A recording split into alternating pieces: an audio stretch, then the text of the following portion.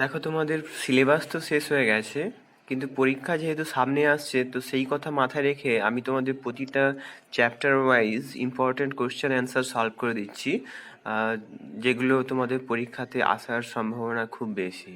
তো আজকে আমি যে চ্যাপ্টারটার কোশ্চেন অ্যান্সার সলভ করব সেটা হচ্ছে ইথার। ইথার দিয়েই শুরু করা যাক question answer solution.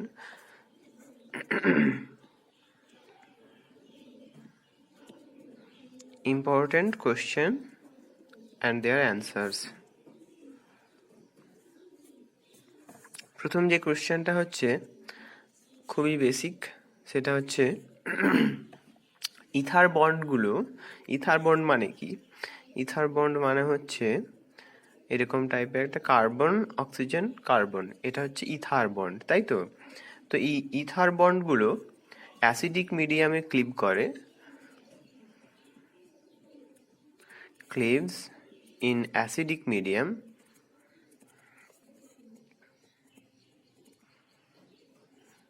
but not in basic medium. Why? But not in basic medium. কোয়েশ্চেনটা হচ্ছে কেন হয়? এই বন্ধনীগুলো, ইথার বন্ধনীগুলো তোমার অ্যাসিডিক মিডিয়ামে খোলে, বেসিক মিডিয়ামে খোলে না।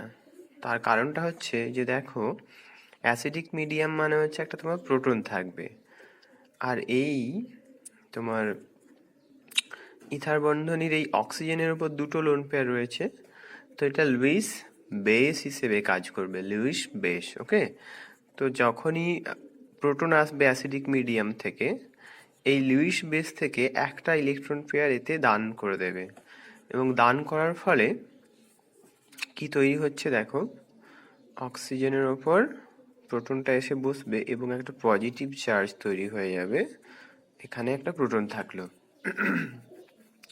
তো এই যে এটা তোমার পজিটিভ চার্জ তৈরি হয়ে গেল। এইবারে এই যে বন্ধনীটা, এই যে বন্ড, এই বন্ডটা খুব সহজেই ক্লিপ করে যেতে পারে, কারণ এটা খুবই উইক হয়ে গেছে এখন, becomes weak and can be cleaved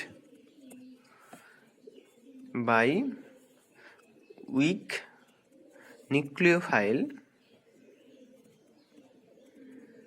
as well, such as water.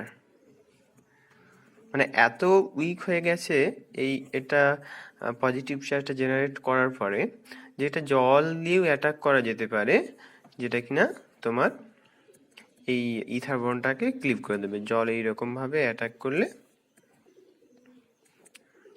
এটা খুলে যেতে পারে। জল খুবই উইক নিউক্লিওফাইল, অন্যান্য নিউক্লিওফাইল ইউজ করলে তো হবেই, এবং জলও খুলে দিতে পারবে, এরকম একটা পরিস্থিতি। কিন্তু যেহেতু এটা একটা লুইস বেস, তো বেসিক মিডিয়াম ইউজ করলে তো জানো তো, বেস বেস রিপালশন হয়, তো হাইড্রোক্সাইড সেক্ষেত্রে এসে এখানে অ্যাটাক করতে পারবে না। হাইড্রোক্সাইড মানে বেসিক মিডিয়াম থেকে তো হবে, সেই হাইড্রোক্সাইড এখানে অ্যাটাক করতে পারবে না। হাইড্রোক্সাইডও একটা বেস আর এটাও একটা লুইস বেস, তো রিপালশন হবে ইউজুয়ালি। তো তাহলে কি দাঁড়ালো, যে ether is a Luis base, Luis base, ঠিক আছে? তার কারণে হাইড্রোক্সাইড ফ্রম বেসিক মিডিয়াম, মানে যেটা কিনা অরিজিনেট করছে বেসিক মিডিয়াম থেকে, ক্যান নট ফার্দার অ্যাটাক।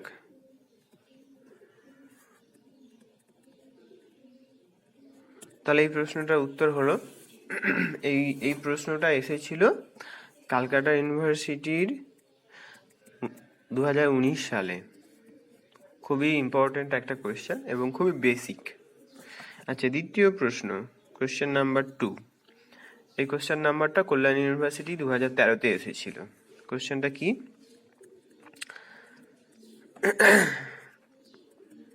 একটা ইথার দিয়ে দেওয়া হয়েছে সেই ইথারটার একদিকে টার্সিয়ারি বিউটাইল গ্রুপ রয়েছে, আরেকদিকে মিথাইল গ্রুপ রয়েছে।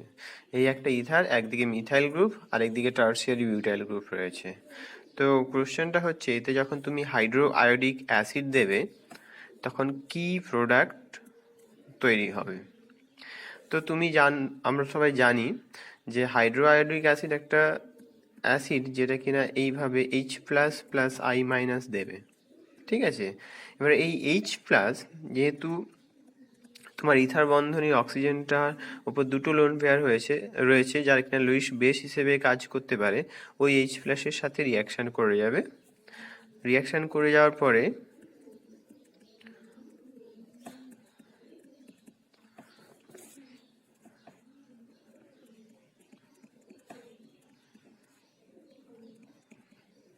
এভাবে খুলবে। এবারে দেখো দুটো অপশান রয়েছে। এক, আয়োডাইড একটা নিউক্লিওফাইল এসে মিথাইলের উপর অ্যাটাক করবে, দিয়ে এদিকে মিথাইল আয়োডাইড বেরিয়ে যাবে আর এদিকে টার্সিয়ারি বিউটানল বেরোবে। অপশান নাম্বার 2, এইরকমভাবে খুলবে, প্রথমে খুলে যাবে, দিয়ে মিথানল বেরিয়ে যাবে, তারপরে আয়োডিন এসে এই টার্সিয়ারি বিউটাইল গ্রুপের সাথে রিয়াকশান করবে। তো এই দুটো সেটের দুটো টাইপের প্রোডাক্ট হতে পারে, কিন্তু যেহেতু এটা অলরেডি একটা অ্যাসিডিক মিডিয়ামে রিয়াকশান করছে, নিউক্লিওফিলিক অ্যাটাক এই আয়োডাইডের মিথাইল গ্রুপের উপর করাটা যতটা ইজি, তার থেকে বেশি ইজি হচ্ছে এই বন্ডটা ক্লিপ করে একটা স্টেবল মলিকুল মিথানল তৈরি করে ফেলবে, এবং আরও একটা স্টেবল কার্বোক্যাটায়ন তৈরি হলো। এক্ষেত্রে টার্সিয়ারি বিউটাইল কার্বোক্যাটায়ন তোমরা সবাই জানো, যেহেতু এটা 3 ডিগ্রি কার্বোক্যাটায়ন, এটা ভীষণই stable by hyperconjugation and inductive effect, many times hyperconjugation, ঠিক আছে, প্লাস মিথানল। তো এই যে প্রোডাক্ট সেটটা তৈরি হলো, মিথানল তো একটা কি বলে স্টেবল মলিকুল, আর এক্ষেত্রে টার্সিয়ারি বিউটাইল কার্বোক্যাটায়নটাও ভীষণ স্টেবল, ঠিক আছে। তো এই অপশানটাই চুজ করবে। অন্যথায় যেটা হতো, আয়োডাইড এসে এক্ষেত্রে অ্যাটাক করতো, সেটা আমি লিখে দিচ্ছি, যেটা কিনা হবে না, ঠিক আছে, হবে না, আমি ক্রস মার্ক দিয়ে দিলাম। সেটা হচ্ছে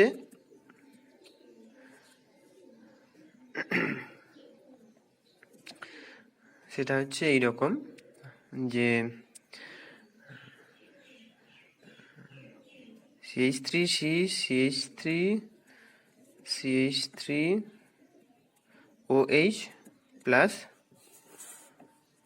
tertiary butanol plus methyl iodide. সেটা কিভাবে হওয়ার সম্ভাবনা ছিল, এইরকমভাবে অ্যাটাক করতো, এইরকমভাবে খুলে যেত, কিন্তু এটা হবে না, ঠিক আছে, এটা হবে না। তো এটাই ফিজিবল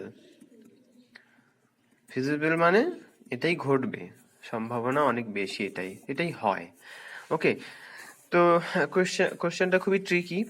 তো একটু মনে রাখতে হবে যে যখনই তোমার এরকম টাইপের স্টেবল সিচুয়েশন অ্যারাইজ করবে একটা বন্ড ব্রেক করে, তখন আর SN2 সাবস্টিটিউশনটা হবে না এরকমভাবে তোমার টার্সিয়ারি বিউটাইল কার্বোক্যাটায়ন হবে আর মিথানল হবে।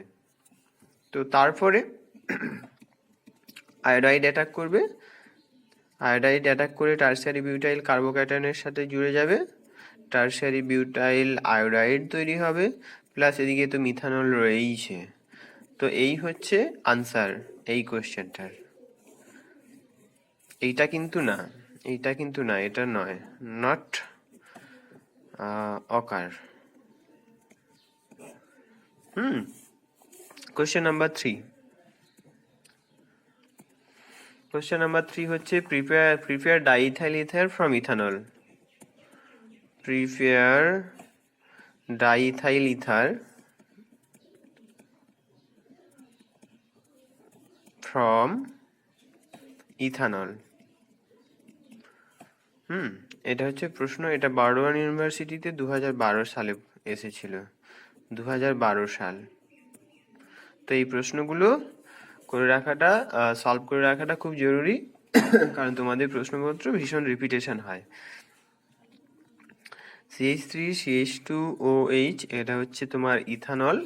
এটাতে যখন তুমি সালফিউরিক অ্যাসিড দেবে at very high temperature, H2SO4, concentrated sulphuric acid, ভুলে যেও না, কনসেন্ট্রেটেড সালফিউরিক অ্যাসিড আর অ্যাবাউট 140°C টেম্পারেচার দিলে যে একটা ইন্টারমিডিয়েট তৈরি হয় যেটা কিনা আনস্টেবল, CH3CH2HSO4, ঠিক আছে। CH3CH2HSO4 ফার্দার আরেকটা মলিকুল অফ ইথানলের সাথে রিয়াকশন করবে, আরেকটা মলিকুল অফ ইথানলের সাথে রিয়াকশন করলে CH3CH2OCH2CH3 প্লাস H2SO4, এই দেখো তোমার ডাইইথাইল ইথার তৈরি হয়ে গেছে, ডাইইথাইল ইথার। ঠিক আছে, কোশ্চেনটা সলভ হয়ে গেল। কোশ্চেন নাম্বার 4, কোশ্চেন নাম্বার 4 খুবই সহজ একটা প্রশ্ন, সেটা আবার বিদ্যাসাগর ইউনিভার্সিটিতে এসেছিল। সেটা হচ্ছে টারশিয়ারি বিউটক্সাইডের sodium salt, sodium tertiary butoxide, sodium salt, এইভাবে সল্ট হয়, টারশিয়ারি বিউটানল থেকে তৈরি হয় সোডিয়ামের সাথে রিয়াকশন করে। এইটার সাথে যখন ইথাইল ব্রোমাইড দেওয়া হবে, ইথাইল মানে CH3CH2, ইথাইল ব্রোমাইড দেওয়া হবে, তখন কি তৈরি হবে? দেখো, যেহেতু এটা ইথারের চ্যাপ্টার থেকে, তো তোমরা গেস করতেই পারো যে এইরকম ভাবে SN2 সাবস্টিটিউশন হয়ে এই ব্রোমাইডটা বেরিয়ে যাবে এবং তাতে করে তোমার কি বলে CH3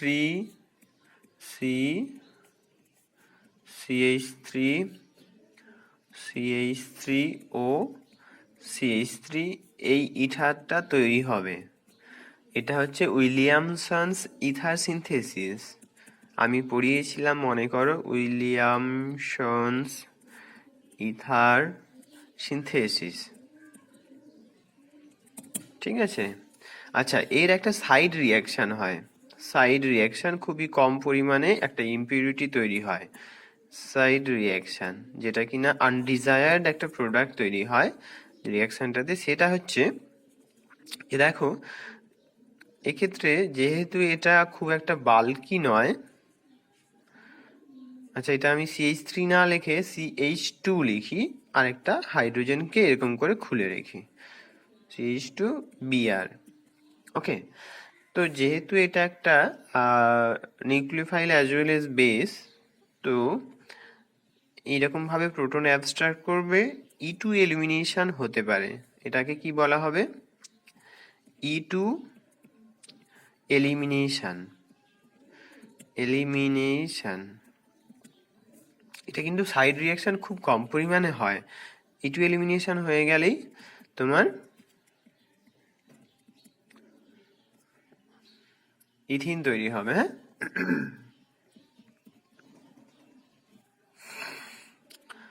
তো এটা খুবই কম পরিমাণে তৈরি হয়, আমি বারে বারে বলছি, এটা একটা side reaction produced in minor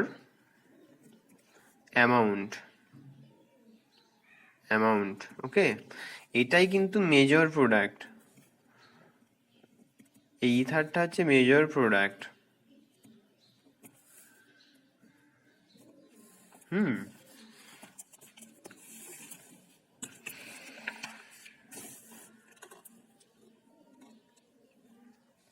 আচ্ছা, কোশ্চেন নাম্বার 4 হয়ে গেছে। আরেকটা ইম্পর্টেন্ট কোশ্চেন হচ্ছে কোশ্চেন নাম্বার 5, নাম্বারিং করে দেই। কোশ্চেন নাম্বার 5, আচ্ছা, কোশ্চেন নাম্বার 5টা খুবই ইম্পর্টেন্ট, এটা কিন্তু অনেকবার পরীক্ষাতে এসেছে। সেটা হচ্ছে যে ইথানলের বয়েলিং পয়েন্ট ডাইমিথাইল ইথারের থেকে কিন্তু বেশি। বয়েলিং পয়েন্ট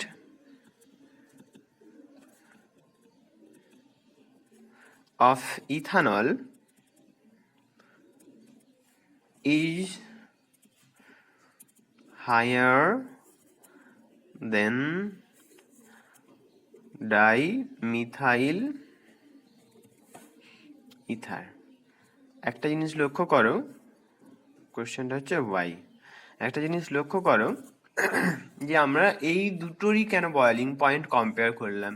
দেখো ইথানলের মধ্যে দুটো কার্বন রয়েছে, ইথানল মানে কি CH3 CH2OH, দুটো কার্বন রয়েছে। আচ্ছা ডাইমিথাইল ইথারটা কি, এতেও দেখো দুটো কার্বন রয়েছে, একটা অক্সিজেন রয়েছে,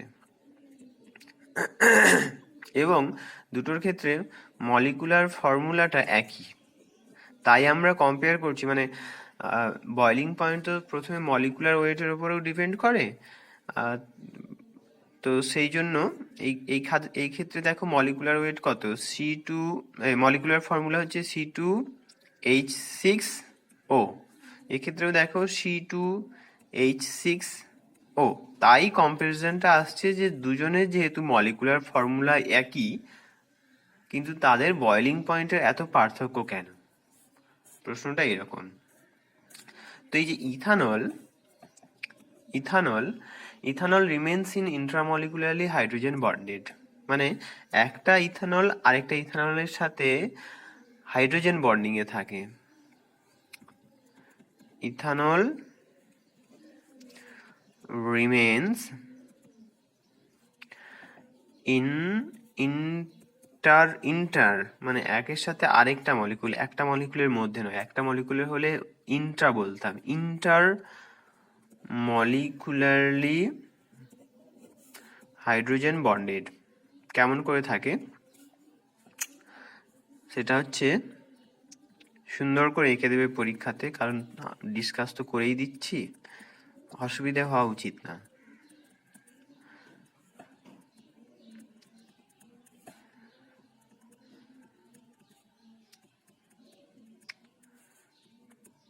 এরকম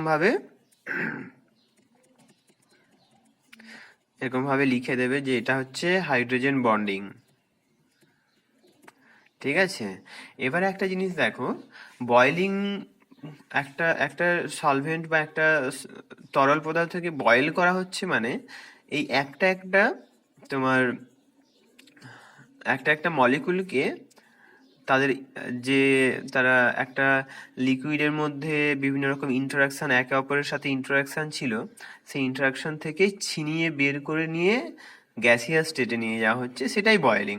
এবারে যখন এই হাইড্রোজেন বন্ডেড থাকবে তখন এক্সট্রা কস্ট একটা লাগবে, যেহেতু হাইড্রোজেন বন্ডিংটা একটা স্টেবিলাইজিং এফেক্ট না, তো এই বন্ডটাও ব্রেক করতে হবে বয়েলিং এর সময়, সেটা একটা extra cost.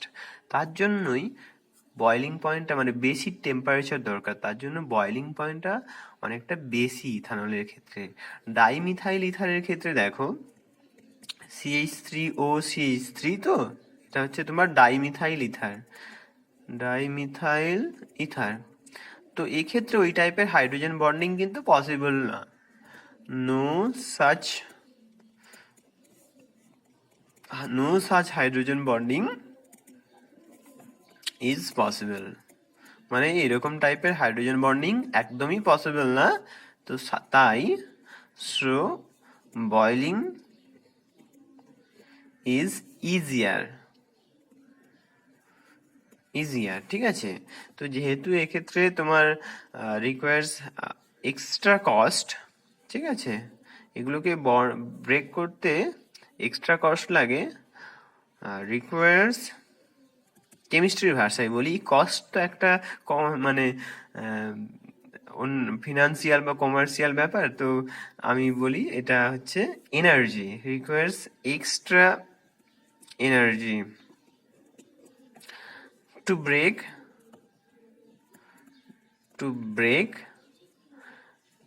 to break the hydrogen bonds, thus boiling point is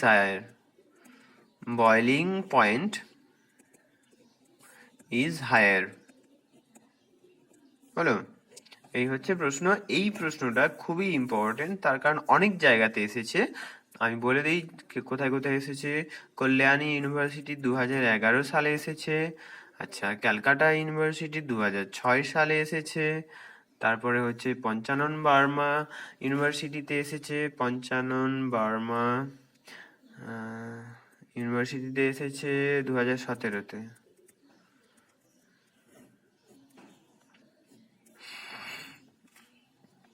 ঠিক আছে। কোয়েশ্চেন নাম্বার 6, 6 নম্বর কোয়েশ্চেনটা হচ্ছে তোমাদেরকে রিয়েজেন্ট জিজ্ঞাসা করা হয়েছে, সেটা হচ্ছে যে ডাইইথাইল ইথার নিচ্ছ, CH3 CH2 O CH2 CH3, ওকে, এতে কি দিলে, প্রশ্নটা হচ্ছে কি দিলে CH3CH2I ইথাইল আয়োডাইড তৈরি হবে? ওয়েস্ট বেঙ্গল স্টেট ইউনিভার্সিটি 2013 কোয়েশ্চেনটা এসেছিল। তো আমরা জানি যে এটা ইথার বন্ড ক্লিপ করতে হবে, এক্সেস হাইড্রোআয়োডিক অ্যাসিড দিতে হবে, আর একটু হিট লাগবে, এটাই হচ্ছে তোর। আচ্ছা, এটা হচ্ছে, এটার সাব কোয়েশ্চেন আছে, বি আছে, সেটা হচ্ছে diethyl ether CH3 CH2O CH2 CH3, তো এটা থেকে কি দিলে, প্রশ্নটা হচ্ছে কি দিলে অ্যাসিটালডিহাইডে যেতে পারবে, CH3CHO। এটা খুবই সহজ, পরীক্ষাতে এলে এই সমস্ত কোয়েশ্চেন সবার আগে করবে। ডাইলিউট সালফিউরিক অ্যাসিড যখন তুমি দেবে, এই ইথার বন্ডটা ক্লিপ হয়ে যাবে। আজকে তো প্রথম থেকেই আমি বলছি ইথার বন্ড ব্রেক হবে H2SO4 দিলে অ্যাসিডিক মিডিয়ামে। তো ডাইলিউট সালফিউরিক অ্যাসিড দিলে CH3CH2OH ইথানল তৈরি হলো। তো এই ইথানলে এবার অক্সিডেশন করতে হবে। অক্সিডেশন, অ্যালকোহলের অক্সিডেশন মোটামুটি তোমাদের পড়ানো, অন্য কেউ পড়িয়েছে হয়তো। ডাইলিউট নাইট্রিক অ্যাসিড দিলে এই অক্সিডেশনটা হয়ে অ্যাসিটালডিহাইডে তৈরি হয়ে যাবে। তো দুটো স্টেপে রিয়াকশনটা হয়। প্রথম স্টেপে ইথার বন্ড ক্লিভ হবে, তারপরে স্টেপে সেটা অক্সিডেশন হবে। কোয়েশ্চেন নাম্বার 7,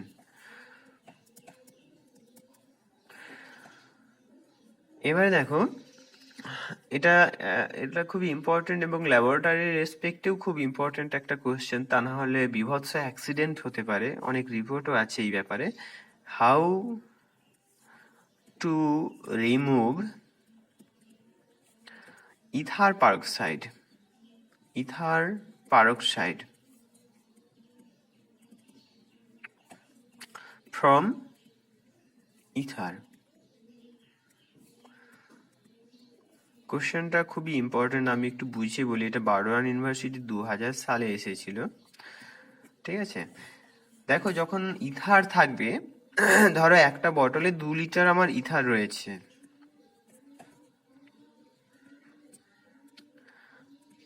ডাইইথাইল ইথার, ঠিক আছে, যে কোনো ইথার হতে পারে। তো যখন ওটা এয়ারের এক্সপোজার পাচ্ছে, with long time air exposure পাচ্ছে, তখন এটার মধ্যে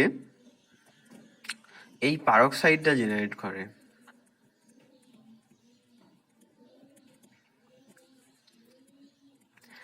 যখন এই ইথারের মধ্যে এই পারক্সাইডটা ডাইলিউট হিসেবে থাকছে তখন কোনো অসুবিধে নেই, কিন্তু যখন তুমি এটা ডিস্টিল করতে, ইথার ইউজুয়ালি ডিস্টিল করে ইউজ করা হয় কারণ ইথারে অনেক জল থাকে। তো যখনই তুমি ডিস্টিল করতে যাবে,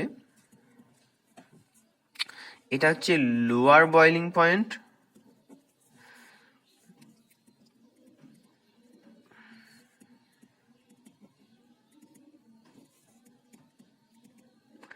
এটা হচ্ছে হায়ার বয়লিং পয়েন্ট।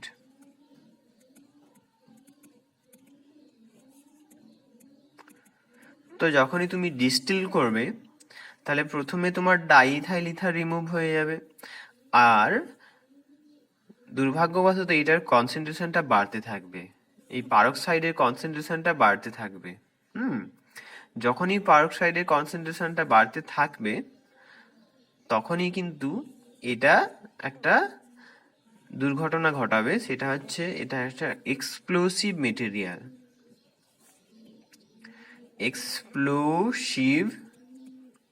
মেটেরিয়াল।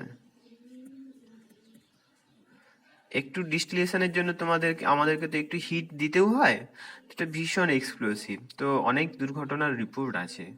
তো সেই জন্য কোশ্চেনটা হয়েছে যে how to remove ether peroxide from ether, মানে তুমি সিম্পল ডিস্টিলেশন দিয়ে এটাকে এক্সপ্লোশন হয়ে যাবে, এক্সপ্লোশন হয়ে যাবে সিম্পল ডিস্টিলেশনে গেলে। সবাই সিম্পল ডিস্টিলেশনই করে, কিন্তু এই ইথারের ক্ষেত্রে পার্টিকুলারলি সিম্পল ডিস্টিলেশন করতে পারবে না, সেটাকে প্রথমে কোয়েঞ্চ করতে হবে। এই যে ইথার পারক্সাইডটা তৈরি হয়েছে এটাকে প্রথমে কোয়েঞ্চ করতে হবে। কি দিয়ে কোয়েঞ্চ করতে হবে? তোমরা আইদার ফেরাস সালফেট ইউজ করতে পারো অথবা সোডিয়াম সালফাইড ইউজ করতে পারো, ঠিক আছে? এই দুটো করলে কোয়েঞ্চ ইথার পারক্সাইড দেন ডিস্টিল।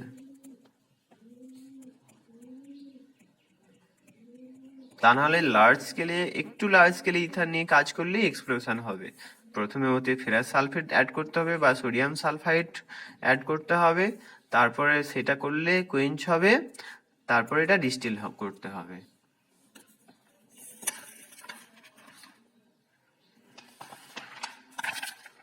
কোয়েশ্চেন নাম্বার 7 হয়ে গেল, এবার question number 8।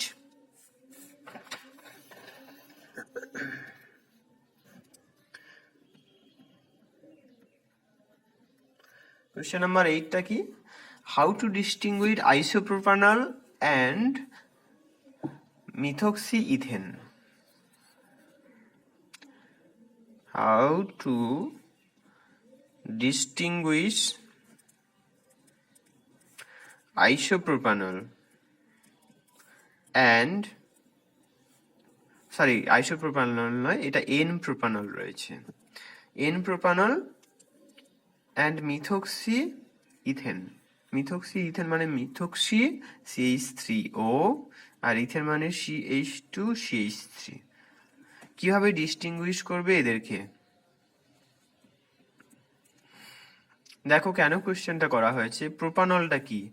CH3 CH2 CH2OH। এর কেমিক্যাল ফর্মুলাটা কি? C3H8O। আর এর কেমিক্যাল ফর্মুলা কি? C3H8O। দুজনেরই কেমিক্যাল ফর্মুলা সেম ফর্মুলা, ঠিক আছে? তো তাহলে এদেরকে ডিস্টিংগুইশ করব কি করে? দুজনের ফাংশনাল গ্রুপটা আলাদা, একজনের ক্ষেত্রে অ্যালকোহল আছে আরেকজনের ক্ষেত্রে ইথার আছে। দেখা যাক কিভাবে করা যায়। তো আমি প্রথমে মিথক্সিইথেনটাকে নিই। মিথক্সিইথেন নিলে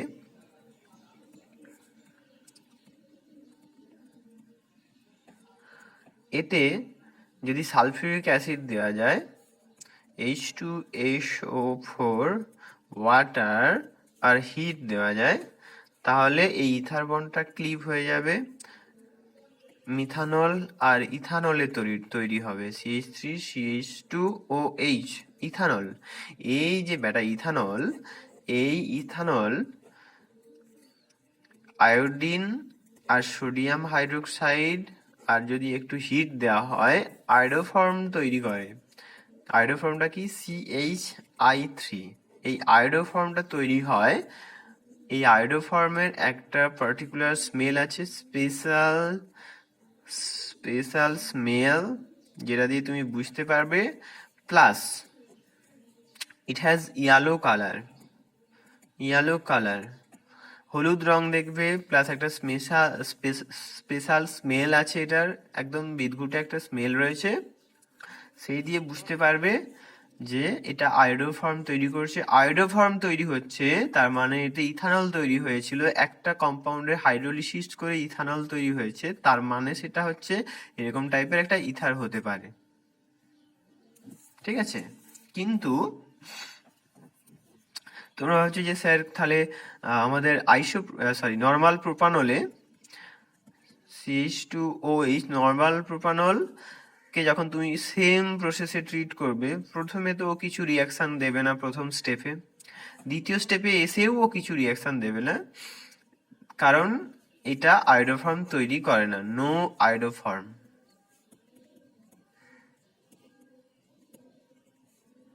আয়োডোফর্মের সংকেত কি? CH3। এখান থেকে আয়োডোফর্ম তৈরি হয় না, তাই তুমি ওই রকম কালারও পাবে না আর স্মেলও পাবে না। This is how you can distinguish between n propanol two methoxy ethane. আচ্ছা, এটা কোথায় এসেছিল এই প্রশ্নটা? এই প্রশ্নটা এসেছিল ক্যালকাটা ইউনিভার্সিটি 2001 সাল, 2005 সাল। Question number 9। কোয়েশ্চেন নাম্বার 9টা হচ্ছে যে ইথানল সোডিয়ামের সাথে রিয়াক্ট করে কিন্তু ডাইমিথাইল ইথারের সাথে রিয়াকশন করে না। কোয়েশ্চেনটা লিখে দিই, ethanol reacts with sodium but dimethyl ether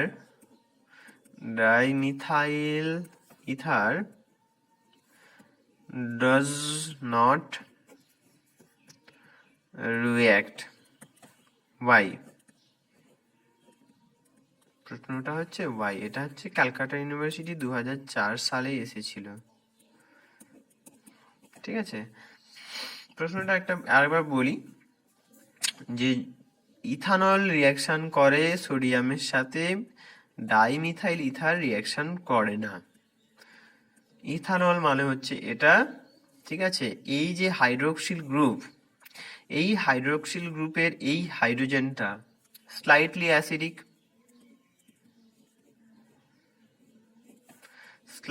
acidic, proton. ঠিক আছে, তো স্লাইটলি অ্যাসিডিক প্রোটন হলে তবেই না সোডিয়াম একটা এসে এর সাথে রিয়াকশন করবে। CH3CH2O মাইনাস Na+ তৈরি করবে, প্লাস হাফ হাইড্রোজেন তৈরি করবে, যেটা কিনা একটা গ্যাস।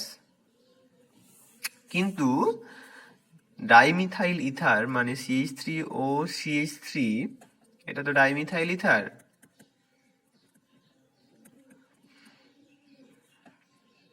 ঠিক আছে, এতে ওরকম কোনো অ্যাসিডিক প্রোটন নেই। No such acidic proton is present, thus no reaction with sodium। ঠিক আছে, তো আবারও বলি যে এই কম্পারিজনটা কেন করা হলো, তার কারণ হচ্ছে দুজনেরই কেমিক্যাল ফর্মুলা সেম। এটা হচ্ছে C2H6O, এটারও কেমিক্যাল ফর্মুলা হচ্ছে C2H6O। তাই এই কম্পারিজনটা করা হয়েছে, একদম পুরো মাথা ব্যবহার না করে, যে দুজনেরই কেমিক্যাল ফর্মুলা সেম, ইথানল সোডিয়ামের সাথে রিয়াকশন করে, কেন ডাইমিথাইল ইথার সোডিয়ামের সাথে রিয়াকশন করে না। খুব ভালো প্রশ্ন।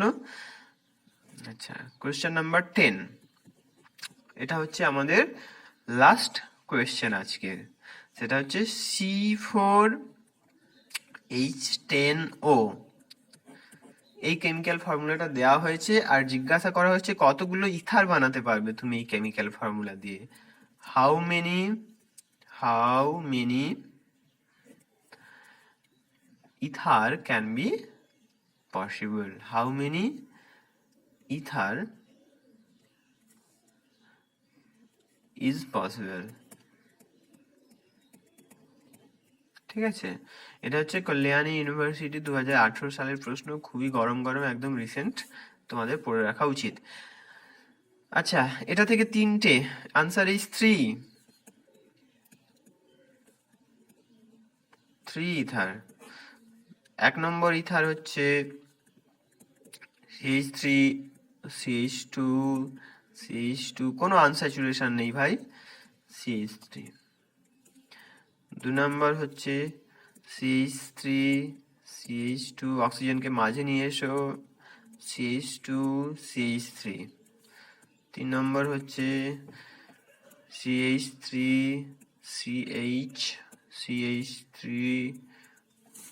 CH3O CH3 নামগুলো লিখে দেই।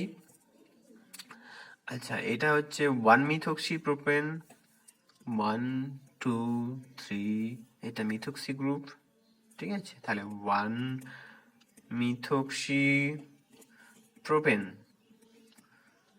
এটা হচ্ছে তোমার ইউপ্যাক নমেনক্লেচার। এটার ক্ষেত্রে কি হবে তাহলে, 1-ইথক্সি ইথেন, এটা হচ্ছে ইথক্সি গ্রুপ, 1 2 ইথাইল গ্রুপ, তাহলে 1-ইথক্সি ইথেন।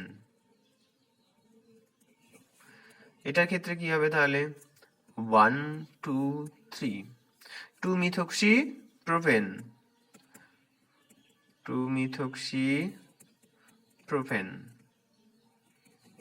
ঠিক আছে। ওকে, তাহলে আজকের মতো এখানেই শেষ করা যাক, পরের দিন অন্য চ্যাপ্টারে কোশ্চেন অ্যান্সার সলভ করা হবে।